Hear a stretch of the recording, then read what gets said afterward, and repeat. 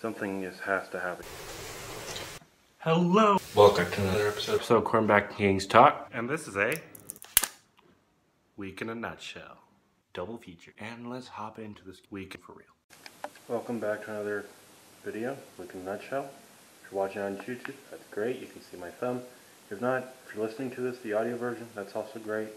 Whether you're joining us from any of the following platforms, Buzzsprout, Apple, Deezer, Google, Amazon, iHeart, Spotify, thank you, is what I'm trying to say. But first, before we get to the game, Staples Center is changing their name to the Crypto.com Arena, or is going to be called now the Crypt. Well, it's kind of weird. It's going to be weird, like how the Nokia Theater is now Microsoft Theater right next door. But at least Crypt.com and all that is going to at least upgrade the stadium. I've heard some teams doing this and then upgrading the arena with the name change, and I think, hey, after 20 years, it's probably a good idea. Then let's get to the game. Kings lose 2-0 to DC, and there goes the point streak. It's a shutout. I felt like they were getting chances all night, but it was either a ping or a bang off the crossbar of the post.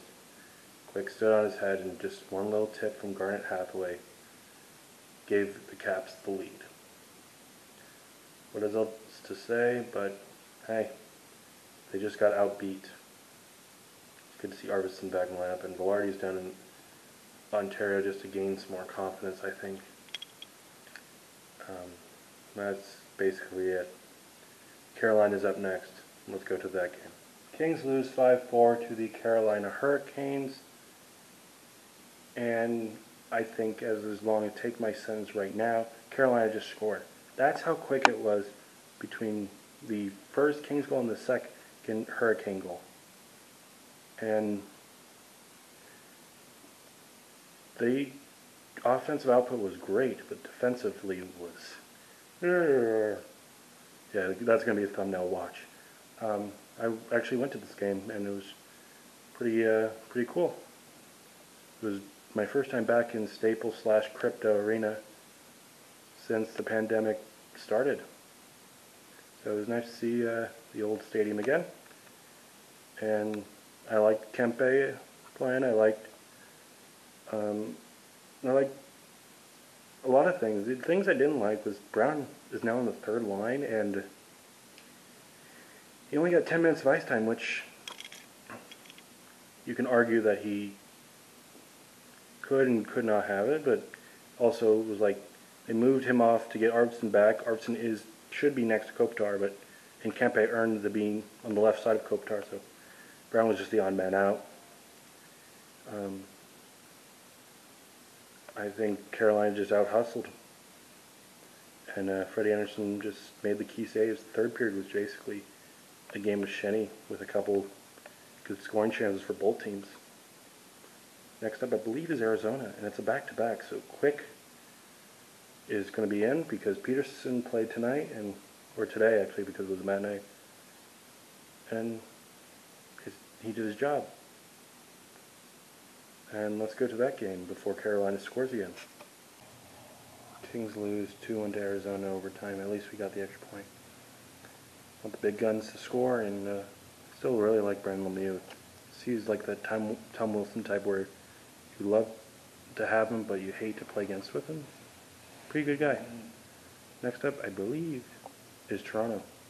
They're coming off a pretty good win. We'll see if the momentum changes. At least we got 1 point. This week in a nutshell will be a double feature due to the fact there's 3 games this past week, and with the Thanksgiving holiday, I think it is better if it's like this. On to the next game. Kings lose 6-2 to Toronto. I didn't want to do a video right after it on Thanksgiving because I want to enjoy my holiday. And what happened? You didn't even have any offense. Jersey made his big thing into the lineup. That was great. He got a goal. Congratulations. And his first point on two separate things.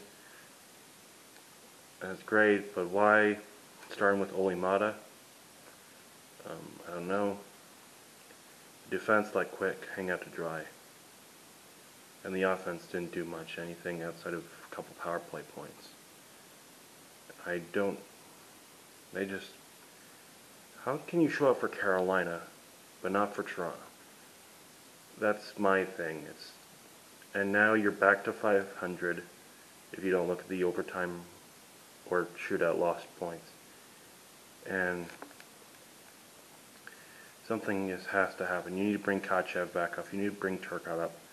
Send Kupari down. Not because I think he just needs, maybe he needs to work on his penalties. He took a couple and one in the offensive zone, so it's just an idea. It's great to hear that Doughty might be coming back soon, but who knows what will happen next.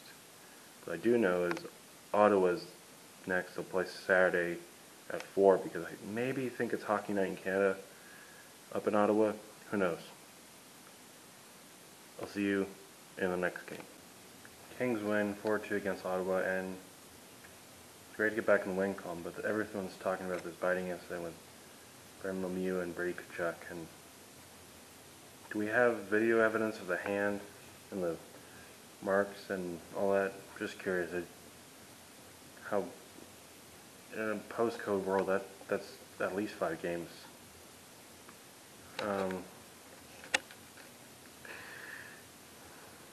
Good to see Arvidsson still this is why you get Arvidsson.